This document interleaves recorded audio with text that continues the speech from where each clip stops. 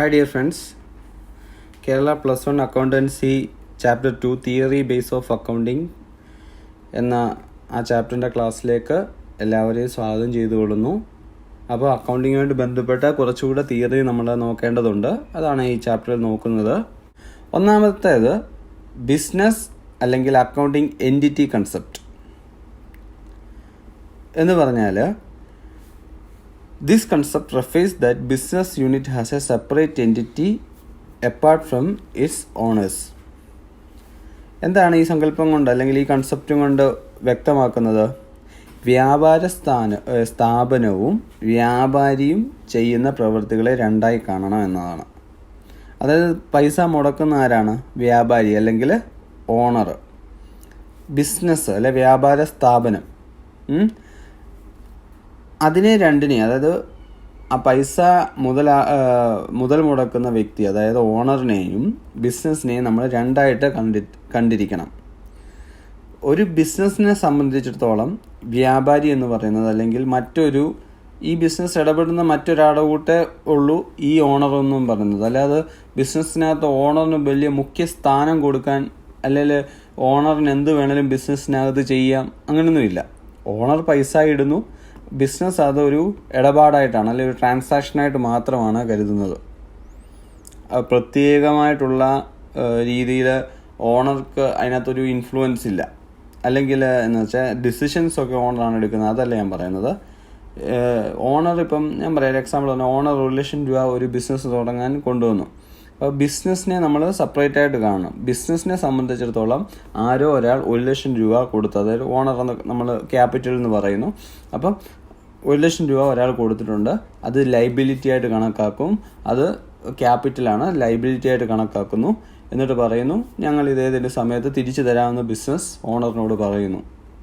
അതൊരു long time liability ആയിട്ട് കിടക്കുന്നു. അപ്പം ഓണർ വേറെ, ബിസിനസ് വേറെ. അത് ഒരു സങ്കല്പമാണ് അല്ലെങ്കിൽ ഒരു ട്രഡീഷനാണ് അല്ലെങ്കിൽ ഒരു ജനറലി അക്സെപ്റ്റഡ് അക്കൗണ്ടിങ് പ്രിൻസിപ്പിൾസിലെ ഒരു കൺസെപ്റ്റാണ്. മനസ്സിലായല്ലോ? എപ്പോഴും ഓർത്തണം, ബിസിനസ് വേറെ, ബിസിനസ്സുകാരൻ വേറെ, രണ്ടായിട്ട് നമ്മൾ കണ്ടാൽ മാത്രമേ നമുക്ക് അക്കൗണ്ട്സ് കറക്റ്റായിട്ട് ചെയ്യാൻ സാധിക്കത്തുള്ളൂ. അതേപോലെ മണി മെഷർമെൻറ്റ് കൺസെപ്റ്റാണ് രണ്ടാമത്തേത്. Money measurement concept. According to this concept, transactions involving money or money's worth will be recorded in the books of accounts. എന്ന് പറഞ്ഞാൽ കണക്ക് പുസ്തകത്തിൽ, അതായത് അക്കൗണ്ട്സിൽ പണത്തിൻ്റെ മൂല്യത്തിൽ തിട്ടപ്പെടുത്താൻ കഴിയുന്ന വ്യാപാര ഇടപാടുകൾ മാത്രമേ നമുക്ക് രേഖപ്പെടുത്താൻ സാധിക്കത്തുള്ളൂ. പൈസയുമായിട്ട് അല്ലെ പണവുമായിട്ട് ബന്ധപ്പെട്ട കാര്യങ്ങൾ മാത്രമേ അക്കൗണ്ട്സിൽ രേഖപ്പെടുത്താൻ സാധിക്കത്തുള്ളൂ. അതായത് ഇന്നത്തെ ദിവസം പെട്ടെന്നൊരു സമരം ഉണ്ടായി, സ്ട്രൈക്ക് ഉണ്ടായി. അപ്പം നമുക്ക് അന്ന് നമുക്ക് കുറച്ച് നഷ്ടം രേഖപ്പെട്ടു. അപ്പം നമുക്ക് എഴുതി വെക്കാൻ ഒക്കത്തില്ല, നമ്മുടെ ഫിനാൻഷ്യൽ കണക്ക് പുസ്തകത്തിൽ എഴുതി വെക്കാൻ ഒക്കത്തില്ല ഇന്നത്തെ ദിവസം സ്ട്രൈക്ക് ആയിരുന്നു, അതുകൊണ്ട് ഇത്ര രൂപയുടെ നഷ്ടം ഉണ്ടായി എന്നൊന്നും നമുക്ക് എഴുതി വെക്കാൻ ഒക്കത്തില്ല. എന്തൊക്കെ കാര്യങ്ങൾ പണമിടപാടുകൾ നടക്കുന്നോ അങ്ങനെയുള്ള കാര്യങ്ങൾ മാത്രമേ എഴുതാവൂ. അതാണ് മണി മെഷർമെൻറ്റ് കൺസെപ്റ്റ്. കൺസെപ്റ്റ് എന്ന് പറഞ്ഞാൽ സങ്കല്പം അല്ലെങ്കിൽ ആ ഒരു അക്സെപ്റ്റ് ചെയ്തിരിക്കുന്ന കാര്യം, അതാണ് ഉദ്ദേശിക്കുന്നത്. ഞാൻ ഇനിയും കൺസെപ്റ്റ് എന്നാണ് പറയുന്നത്, അപ്പോൾ നിങ്ങളത് അങ്ങനെ ഫോളോ ചെയ്യുക. Money measurement concept. മൂന്നാമത് going concern concept. According to this concept, the business firm will last for a long period. There is no intention to liquidate the business. അതായത് ഭാവിയിൽ വ്യാപാരം തുടർന്ന് നടത്തിക്കൊണ്ട് പോകും എന്ന സങ്കല്പമാണിത്, എന്ന കൺസെപ്റ്റാണിത്. ഈ അടുത്ത സമയത്തെങ്ങും നമ്മൾ ഈ ബിസിനസ് അവസാനിപ്പിക്കാനുള്ള ഒരു പ്രവണതയില്ല അല്ലെങ്കിൽ ഒരു തോന്നലില്ലാത്ത രീതിയിലാണ് നമ്മൾ അക്കൗണ്ട്സ് ചെയ്യുന്നത്. എന്നാൽ മാത്രമേ നമുക്ക് അക്കൗണ്ട്സ് പഠിച്ചു കഴിയുമ്പോൾ നിങ്ങൾക്ക് മനസ്സിലാവും ഗോയിങ് കൺസേൺ കൺസെപ്റ്റ്. ഇത് നിങ്ങളിപ്പോൾ തിയറി പഠിക്കുമ്പോൾ എത്രത്തോളം നിങ്ങൾ പുതിയതായിട്ട് ഇത് പഠിക്കുന്ന ഒരാളാണെങ്കിൽ മനസ്സിലാവുമെന്ന് എനിക്കറിയത്തില്ല. പക്ഷേങ്കിൽ എപ്പോഴും ചിന്തിക്കുക, നമ്മുടെ ബിസിനസ് അടുത്ത വർഷം നിർത്തുമെന്ന് നമുക്കൊരു ധാരണ ഇല്ലാത്ത രീതിയിലാണ് നമ്മൾ കണക്ക് എഴുതുന്നത്. അതായത് ഇപ്പോൾ ഒരു എക്സാമ്പിൾ പറഞ്ഞാൽ, ബിസിനസ്സിന് ആവശ്യമായിട്ടുള്ളൊരു വണ്ടി മേടിച്ചെന്നിരിക്കട്ടെ. ആ വണ്ടിയുടെ ചിലവ് നമ്മൾ 5 വർഷത്തേക്ക് നമുക്ക് ഈ വണ്ടി ഉപയോഗിക്കാം. 5 വർഷം കാലാവധി ഉണ്ട് ആ വണ്ടിയുടെ ഒരു കപ്പാസിറ്റി.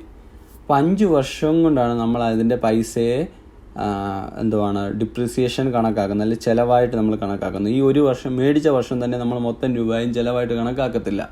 നമ്മൾ 5 വർഷം അതിൻ്റെ ഗുണം അനുഭവിക്കുന്നതുകൊണ്ട് 5 വർഷമായിട്ടാണ് അതിൻ്റെ ചിലവിനെ നമ്മൾ അക്കൗണ്ട്സിൽ കണക്കാക്കുന്നത്. അപ്പോൾ നമുക്ക് അടുത്ത വർഷം ബിസിനസ് നമ്മൾ അവസാനിപ്പിക്കുമെന്ന് ചിന്തിക്കുന്നില്ല. നമ്മൾ അടുത്ത 5 വർഷത്തേക്ക് ബിസിനസ് കാണും, ഗോയിങ് കൺസേൺ ആണ് എന്ന രീതിയിലാണ് നമ്മൾ അക്കൗണ്ട്സ് ചെയ്യുന്നതെന്നാണ്. ആ രീതിയിലാണ്. അപ്പോൾ ഇങ്ങനൊരു സങ്കല്പം ഉള്ളതുകൊണ്ടാണ് നമ്മൾ അങ്ങനെ 5 വർഷത്തേക്കായിട്ട് ആ ചെലവിനെ കണക്കാക്കുന്നത്. അതാണ് ഗോയിങ് കൺസേൺ കൺസെപ്റ്റ്. അടുത്ത അക്കൗണ്ടിങ് പീരീഡ് കൺസെപ്റ്റ്. 4ാമത്തെ എന്താണ്? Accounting period concept. The period of interval for which the accounts are prepared are presented for ascertaining the result and financial position. This period is usually 1 year, which can be calendar year or fiscal year. ഒരു സ്ഥാപനത്തിൻ്റെ പ്രവർത്തന ഫലം, പ്രവർത്തനശേഷി എന്നിവ വിലയിരുത്തുന്ന ഒരു പ്രത്യേക കാലയളവ് ഉണ്ടായിരിക്കണം. നമുക്കറിയാം, നമ്മൾ ഇങ്ങനെ നിങ്ങൾ കേട്ടിട്ടുണ്ടോ കലണ്ടർ ഇയർ? കലണ്ടർ ഇയർ എന്ന് മുതൽ എന്ന് വരെയാ? 1 ജനുവരി മുതൽ ഡിസംബർ 31 വരെ. വേറൊരു ഇയർ ഉണ്ട്, ഫൈനാൻഷ്യൽ ഇയർ, April 1 തൊട്ട് March 31 വരെ. ഈ ഒരു എപ്പോഴും അക്കൗണ്ട്സിൽ ഓർത്തോണം, ഒരു വർഷത്തേക്ക് ഒരു കാലയളവിൽ. ഇന്ത്യയെ സംബന്ധിച്ചിടത്തോളം ഇന്ത്യയുടെ ഫൈനാൻഷ്യൽ ഇയർ എന്ന് പറഞ്ഞാൽ April തൊട്ട് March വരെ. ഇപ്പോൾ എല്ലാ കമ്പനിയും April തൊട്ട് March വരെയുള്ള കണക്കുകൾ ഗവൺമെൻറ്റിനെ ബോധിപ്പിക്കേണ്ടതായിട്ട് വരും. അപ്പം എന്താണ് ഈ അക്കൗണ്ടിങ് പീരീഡ് കൺസെപ്റ്റ് എന്ന് പറഞ്ഞാൽ? ഒരു മാസത്തേക്ക്, അല്ലെ 6 മാസത്തേക്ക്, അല്ലെ 3 മാസത്തേക്ക്, അല്ലെ ഒരു വർഷത്തേക്ക്, അങ്ങനെ ഒരു പർട്ടിക്കുലർ പീരീഡിലാണ് നമ്മൾ ഫൈനാൻഷ്യൽ സ്റ്റേറ്റ്മെൻറ്റ് പ്രിപ്പയർ ചെയ്ത്, അല്ലെങ്കിൽ കണക്കുകൾ നമ്മൾ അതിൻ്റെ സമ്മറി ഉണ്ടാക്കി പ്രസിദ്ധീകരിക്കുന്നത്, അല്ലെ കാണിക്കുന്നത്, അല്ലെ റിപ്പോർട്ട് സബ്മിറ്റ് ചെയ്യുന്നത്. എപ്പോഴും ഒരു പീരീഡ് കൺസെപ്റ്റ് ഉണ്ട്. അടുത്തത് 5ാമത്തെ cost concept. According to this concept, assets are to be record in the books of accounts at their purchase price and not at the market price. അതായത് ഒരു ബിസിനസ്സിൻ്റെ അതിൻ്റെ ആസ്തികൾ, അതായത് അതിൻ്റെ അസറ്റുകളൊക്കെ, അല്ലെ അതിനകത്തുനിന്നും നമ്മൾ മേടിച്ചിരിക്കുന്ന കാറ്, ബിൽഡിങ്, ടേബിള്, ഇങ്ങനെയുള്ള കാര്യങ്ങളൊക്കെ അതിൻ്റെ പർച്ചേസ് പ്രൈസിലാണ്, അത് മേടിച്ച വില. ഇപ്പം നിങ്ങൾക്കറിയാം, എനിക്ക് സാർമാരൊക്കെ പറഞ്ഞ് കേട്ടിട്ടുള്ള ഒരു ഞാൻ പഠിച്ച സമയത്ത് പറയുന്നൊരു എക്സാമ്പിളാണ്. ഇത് നിങ്ങൾക്കറിയാം, KSRTC, നമ്മുടെ KSRTC എല്ലാ ജില്ലയിലെയും പ്രധാനപ്പെട്ട സ്ഥലത്തെല്ലാം KSRTC ബസ് സ്റ്റാൻഡുകളുണ്ട്. അത് അന്നത്തെ കാലത്ത്, പണ്ട് കാലത്ത് മേടിച്ചത് വെറും 1000 രൂപയ്ക്കോ 10,000 രൂപയ്ക്കോ 1,00,000 രൂപയ്ക്കോ ഒക്കെ മേടിച്ച സ്ഥലമായിരിക്കാം. ഇന്നും KSRTCയുടെ അസറ്റ് നിങ്ങൾ ചെക്ക് ചെയ്താൽ അതിൻ്റെ പ്രൈസാണ് എപ്പോഴും 1000 രൂപ. ചിലപ്പം തിരുവനന്തപുരം ബസ് സ്റ്റാൻഡ് അന്ന് മേടിച്ചത്, അതിൻ്റെ സ്ഥലം മേടിച്ച 1000 രൂപയ്ക്കാണെങ്കിൽ ലാൻഡ് എന്ന് പറഞ്ഞാൽ 1000 രൂപ എന്ന് തന്നെ ഇപ്പോഴും ഉള്ളൂ. അല്ലാതെ ഇപ്പോൾ അതിന് 1 കോടി 10 കോടി 30 കോടി ഉണ്ടെന്ന് പറഞ്ഞാൽ 30 കോടി എഴുതി വെക്കാനൊക്കത്തില്ല അക്കൗണ്ട്സിൽ. അപ്പോൾ അതാണ് കോസ്റ്റ് കൺസെപ്റ്റ്. നമ്മൾ മേടിച്ച വില, പർച്ചേസ് പ്രൈസിലാണ് ഫൈനാൻഷ്യൽ സ്റ്റേറ്റ്മെൻറ്റ്, അല്ലെ ബാലൻസ് ഷീറ്റിലൊക്കെ നമ്മൾ അസറ്റിൻ്റെയൊക്കെ വില കാണിക്കുന്നത്. അതിന് ഹിസ്റ്റോറിക്കൽ കോസ്റ്റ് എന്നും പറയുന്നുണ്ട് കേട്ടോ. കോസ്റ്റ് കൺസെപ്റ്റ്, അല്ലെങ്കിൽ ഹിസ്റ്റോറിക്കൽ കോസ്റ്റ് കൺസെപ്റ്റ്. അടുത്ത 6ാമത്തെ dual aspect concept. This is the basic principles of accounting. According to this concept, every business transaction has 2 aspects, giving aspect അല്ലെങ്കിൽ debit, and A receiving aspect അല്ലെങ്കിൽ credit aspect. എന്ന് പറഞ്ഞാൽ ബിസിനസ്സിൽ നടക്കുന്ന ഏതൊരു ഇടപാടിനും 2 ഘടകങ്ങളുണ്ട്. ഒന്ന് ബിസിനസ്സിന് കിട്ടുന്ന കാര്യം, 2 ബിസിനസ്സിൽ നിന്ന് പോകുന്ന കാര്യം, അല്ലെങ്കിൽ ബിസിനസ് നൽകുന്ന കാര്യം. ഇപ്പോൾ ഒരു എക്സാമ്പിൾ പറഞ്ഞാൽ, നിങ്ങൾ ബിസിനസ്സിന് ആവശ്യമായിട്ട് 1000 രൂപയുടെ സാധനം മേടിച്ചു. എന്ത് നിങ്ങളുടെ നിന്ന് പോയി? സാധനം മേടിക്കണേ ക്യാഷ് പോകണം. അപ്പോൾ ക്യാഷ് പോയി. എന്ത് നിങ്ങൾക്ക് കിട്ടി? നിങ്ങൾക്ക് ക്യാഷ് പോയ സ്ഥാനത്ത് കുറേയധികം സാധനങ്ങൾ കിട്ടി 1000 രൂപയ്ക്ക്. അപ്പോൾ ബിസിനസ്സിനെ സംബന്ധിച്ചിടത്തോളം ഒരു നൽകുന്ന കാര്യം, ഒരു ക്രെഡിറ്റ്. ഇപ്പോൾ ക്യാഷ് പോകുമ്പോൾ ക്യാഷ് ക്രെഡിറ്റ്, നിങ്ങൾക്ക് കിട്ടുന്ന കാര്യം, കിട്ടുന്ന എന്താ ഇവിടെ? സാധനം കിട്ടി, ഡെബിറ്റ്. അപ്പം ഒരു ഡെബിറ്റ് ആസ്പെക്റ്റും ഒരു ക്രെഡിറ്റ് ആസ്പെക്റ്റും ഉണ്ട്. അതിനെപ്പറ്റി ജേർണലിൽ പഠിക്കുന്ന സമയത്ത് ഡീറ്റെയിൽ ആയിട്ട് പഠിക്കാം. നിങ്ങൾ ഒരു കാര്യം ഇപ്പോൾ ഓർക്കുക, asset is equal to liabilities plus capital എന്ന് പറയുന്നതാണ് അക്കൗണ്ടിങ് ഈക്വേഷൻ. ഇത് ഞാൻ അതൊരു പ്രത്യേക ഒരു ക്ലാസ്സായിട്ട് നിങ്ങൾക്ക് തരുന്നതായിരിക്കും. Asset is equal to liability plus capital. Dual aspect മനസ്സിലാകണമെങ്കിൽ നിങ്ങൾ ഇത് അങ്ങോട്ട് മനസ്സിലാക്കി കഴിഞ്ഞാൽ നിങ്ങൾക്ക് എത്ര നാൾ വേണമെങ്കിലും അക്കൗണ്ടൻസി പഠിക്കാൻ എളുപ്പമായിരിക്കും. ഏത് സമയത്തും, ഡിഗ്രിക്ക് ചെല്ലുമ്പോഴും PGക്ക് എടുക്കുമ്പോഴും അത് നമുക്ക് പ്രത്യേകമായിട്ട് പഠിക്കണം. അപ്പം ഡ്യുവൽ ആസ്പെക്ട് കോൺസെപ്റ്റ് എന്ന് പറഞ്ഞാൽ എന്താണ്?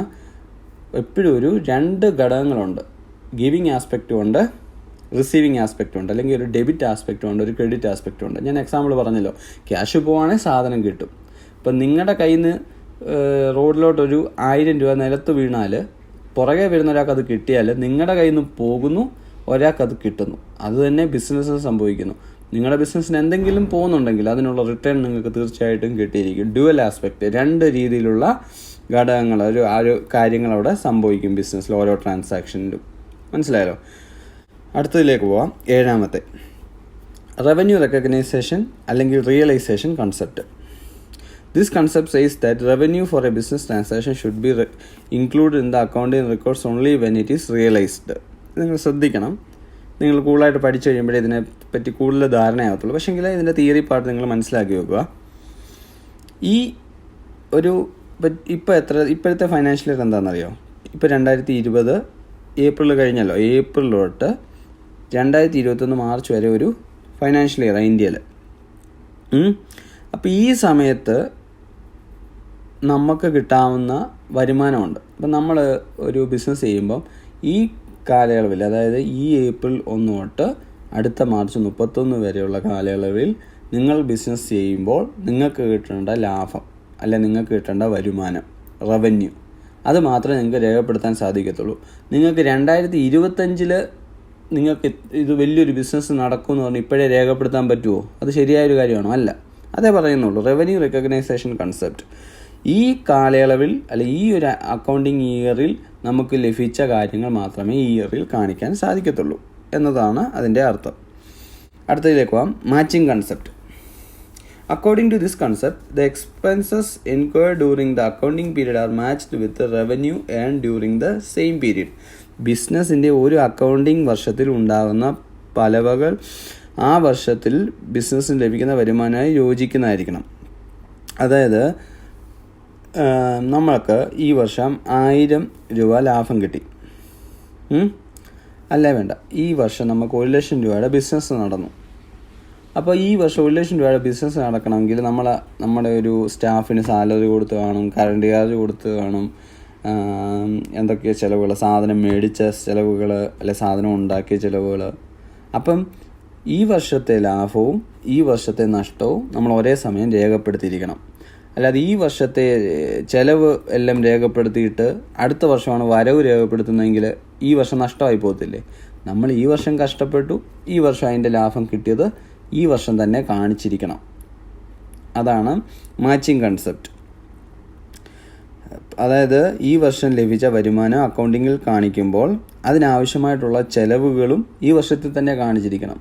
ഈ വർഷത്തിലെ വരവ് കാണിച്ചിട്ടുണ്ടെങ്കിൽ ഈ വർഷത്തിന് അതിനുവേണ്ടി നമ്മൾ ചിലവാക്കിയ പൈസ ഈ വർഷം തന്നെ കാണിക്കണം. അതാണ് മാച്ചിങ് കൺസെപ്റ്റ്. അടുത്ത ഫുൾ ഡിസ്ക്ലോഷർ കൺസെപ്റ്റ്. അതായത് the principle require that all material relevant facts concerning the financial performance of an enterprise must be fully and completely disclose in the financial statement. അതായത് ബിസിനസ്സിൻ്റെ ഫൈനാൻഷ്യൽ സ്റ്റേറ്റ്മെൻറ്റിൽ, അതായത് income സ്റ്റേറ്റ്മെൻറ്റിലും balance ഷീറ്റിലും സത്യസന്ധമായിട്ടുള്ളതും വസ്തുനിഷ്ഠമായിട്ടുള്ളതുമായിട്ടുള്ള കാര്യങ്ങളെല്ലാം രേഖപ്പെടുത്തിയിരിക്കണം. അതായത് financial transactions എല്ലാം രേഖപ്പെടുത്തുകയും അതോടുകൂടി തന്നെ സത്യസന്ധമായിരിക്കണം. നമ്മൾ ലാഭമെങ്കിൽ ലാഭം കാണിച്ചിരിക്കണം, നഷ്ടമെങ്കിൽ നഷ്ടം തന്നെ കാണിച്ചിരിക്കണം. ആരെയും കളിപ്പിക്കാൻ ശ്രമിക്കരുത് അക്കൗണ്ടിങ്ങിൻ്റെ സ്റ്റേറ്റ്മെൻറ്റിലൂടെ. പ്രധാനമായിട്ട് 2 സ്റ്റേറ്റ്മെൻ്റ് ഉണ്ട്. ഇൻകം സ്റ്റേറ്റ്മെൻറ്റും ഉണ്ട്, ബാലൻസ് ഷീറ്റും ഉണ്ട്. ഇൻകം സ്റ്റേറ്റ്മെൻറ്റിൽ നമ്മുടെ ലാഭനഷ്ട കണക്കുകൾ അല്ലെങ്കിൽ വരവും ചെലവും, ബാലൻസ് ഷീറ്റ് നമ്മുടെ അസറ്റും ലയബിലിറ്റി അല്ലെങ്കിൽ നമ്മുടെ ആസ്തികളും നമ്മുടെ ബാധ്യതകളും അത് ശരിയായിട്ടുള്ള രീതിയിൽ തന്നെ കാണിച്ചിരിക്കണം. അടുത്ത 10ാമത്തെ consistency concept. The accounting methods or practices adopted in the organisation should be consistently applied year after year. അതായത് ഒരിക്കൽ നടപ്പിലാക്കിയ അക്കൗണ്ടിങ് രീതികൾ തുടർന്ന വർഷങ്ങളും പിന്തുടരണം. നമുക്കറിയാം, ഒരു ക്രിക്കറ്റ്, നമ്മൾ ചെറുപ്പം മുതലേ ക്രിക്കറ്റ് നിങ്ങൾ കാണുന്നവരാണ്. ഏകദേശ കാര്യങ്ങൾ 4 or 6 ഒക്കെ നമ്മൾ ഒരേ രീതിയിലാണ് എല്ലാ വർഷവും നമ്മൾ അത് പ്രാക്ടീസ് ചെയ്യുന്നത്.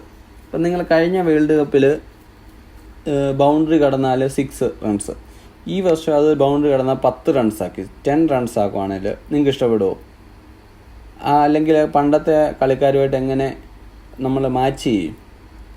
പണ്ടത്തെ നല്ല കളിക്കാരെ ഇന്നത്തെ അവർ കൂടുതൽ റൺസ് എടുക്കും. കാരണം എന്തോ അവർ ബൗണ്ടറി അടിച്ച് ഇപ്പോൾ 10 റൺസാണ് എന്ന് പറഞ്ഞാൽ അതിനകത്തൊരു സത്യമില്ല. അപ്പോൾ നമുക്ക് ഈ വർഷം നമ്മൾ എന്താണ് അക്കൗണ്ട്സ് മെത്തേഡ് ചെയ്തത്, അല്ലെ ഏത് രീതിയിലാണ് നിങ്ങൾ പ്രിപ്പയർ ചെയ്തത് സ്റ്റേറ്റ്മെൻറ്റ്, അടുത്ത വർഷം അതേ രീതിയിൽ തന്നെ അത് കണ്ടിന്യൂ ചെയ്യാൻ ശ്രമിക്കണം. ഒരേ രീതി തന്നെ നമ്മൾ നടപ്പാക്കണം അക്കൗണ്ട്സിനകത്ത്. ഇല്ലെങ്കിൽ നമുക്ക് അതൊക്കെ കമ്പാരിസൺ ചെയ്യാൻ, കഴിഞ്ഞ വർഷങ്ങളിലെ ലാഭവും നഷ്ടവും ഒക്കെ കമ്പാരിസൺ ചെയ്യാനുള്ള ബുദ്ധിമുട്ട് വരും. അതാണ് കൺസിസ്റ്റൻസി കൺസെപ്റ്റ്. അടുത്താണ് conservatism concept. Under this concept, the profit should not be recorded until realized, but all losses, even those which may have remote possibility, are to be provided for in the books of accounts. എന്ന് പറഞ്ഞാൽ ബിസിനസ്സിന് ഉണ്ടാക്കാവുന്ന നഷ്ടസാധ്യതകൾ കണക്കുകൾ പരിഗണിക്കുകയും എന്നാൽ ലാഭം തീർച്ചപ്പെടുത്തിയതിന് ശേഷം മാത്രം രേഖപ്പെടുത്തുകയും ചെയ്യുക. നമ്മുടെ ബിസിനസ്സിനകത്ത് നമുക്ക് നഷ്ടങ്ങൾ വരാൻ സാധ്യതയുണ്ട്. എപ്പോഴും അക്കൗണ്ട്സിൽ ഈ ഗ്യാപ്പ് അല്ലെങ്കിൽ ജനറലി അക്സെപ്റ്റഡ് അക്കൗണ്ടിങ് പ്രിൻസിപ്പിളിൽ ഒരു പ്രധാനപ്പെട്ട കാര്യമാണ് കൺസർവേറ്റിസം കൺസെപ്റ്റ്. അതിനെ പ്രുഡൻസ് എന്നും പറയും. പ്രുഡൻസ് കൺസെപ്റ്റ് എന്ന് പറഞ്ഞാൽ എന്താണെന്നറിയോ, നമുക്ക് നഷ്ടം ഉണ്ടാകാൻ സാധ്യതയുണ്ടെങ്കിൽ നമ്മൾ തീർച്ചയായിട്ടും അത് ബിസിനസ് അക്കൗണ്ട്സിൽ കാണിച്ചിരിക്കണം. നമുക്ക് ലാഭം എന്ന ലാഭത്തിൻ്റെ കാര്യത്തിൽ അല്ലെങ്കിൽ വരുമാനത്തിൻ്റെ കാര്യത്തിൽ അത് ഉണ്ടായതിന് ശേഷം മാത്രമേ കാണിക്കാൻ ഒക്കത്തുള്ളൂ. അതായത് നിങ്ങൾക്ക് നാളെ ബിസിനസ്സിൽ ഒരാൾ 500 രൂപ തരത്തില്ലെന്ന് നിങ്ങൾക്ക് സാധ്യത തോന്നിയാൽ നിങ്ങളത് തീർച്ചയായിട്ടും കാണിച്ചിരിക്കണം. എന്നാൽ നിങ്ങൾക്ക് 500 രൂപ കിട്ടാനുണ്ടെങ്കിൽ അത് കിട്ടിയിട്ട് മാത്രമേ കാണിക്കത്തുള്ളൂ. അതാണ് കൺസർവേറ്റിസം കൺസെപ്റ്റ്. അടുത്ത ഒബ്ജക്റ്റിവിറ്റി കൺസെപ്റ്റ്. 12ാമത്തെ എന്താണ്? Objectivity or verifiability concept. According to this concept, accounting transaction should be record in the objective manner. എന്ന് പറഞ്ഞാൽ നമ്മുടെ അക്കൗണ്ട്സിൽ രേഖപ്പെടുത്തുന്ന വിവരങ്ങൾ സത്യസന്ധമായിരിക്കണം.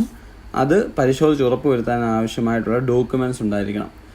നിങ്ങൾ കണ്ടിട്ടുണ്ട്, നമ്മളൊരു കടയിൽ പോയി സാധനം മേടിച്ചാൽ ചിലപ്പോൾ ബില്ല് കിട്ടും, അല്ലെങ്കിൽ നിങ്ങൾ സാധനം മേടിച്ച ഇൻവോയ്സ്, ഇങ്ങനെയുള്ള കാര്യങ്ങളൊക്കെ. അതായത് ഏത് കാര്യം നടന്നാലും അതിനൊരു ഡോക്യുമെൻ്റ് അക്കൗണ്ട്സിൽ നമ്മൾ ഫയൽ ചെയ്തിരിക്കണം.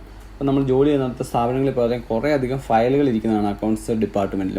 മറ്റേത് ഡിപ്പാർട്ട്മെൻറ്റിനേക്കാളും കൂടുതൽ ഫയലും കാര്യങ്ങളൊക്കെ അടുക്കി വെച്ചിരിക്കുന്നവരാണ് അക്കൗണ്ട്സിലാണ്. കാരണം എല്ലാ ട്രാൻസാക്ഷനും എന്ത് വേണം? രേഖകൾ, അതിൻ്റെ അതോറിറ്റി സൈൻ ഇട്ടത്, മാനേജർ സൈൻ ഇട്ടത്, അതുപോലെ ഗവൺമെൻറ്റിൻ്റെ ഡോക്യുമെൻറ്റ്സ്, ഇതെല്ലാം നമ്മൾ പ്രോപ്പറായിട്ട് ചെയ്താൽ മാത്രമേ നമുക്കതിനകത്ത് ഒരു വെരിഫയബിലിറ്റി വരത്തുള്ളൂ. പിന്നീട് ഗവൺമെൻറ് സൈഡിൽ നിന്നോ അല്ലെങ്കിൽ ഓഡിറ്റേഴ്സോ വന്ന് ചെക്ക് ചെയ്യുമ്പോൾ ചോദിക്കും, 500 രൂപയുടെ കാര്യം നടന്നോ, എങ്കിൽ അതിൻ്റെ ബില്ല് എവിടെ, അതിൻ്റെ റെസിപ്റ്റ് എവിടെ? ഇതൊക്കെ ചോദ്യങ്ങൾ വരാം. അതുകൊണ്ട് അതുണ്ടായിരിക്കണം. അപ്പോൾ ഇത്രയുമാണ്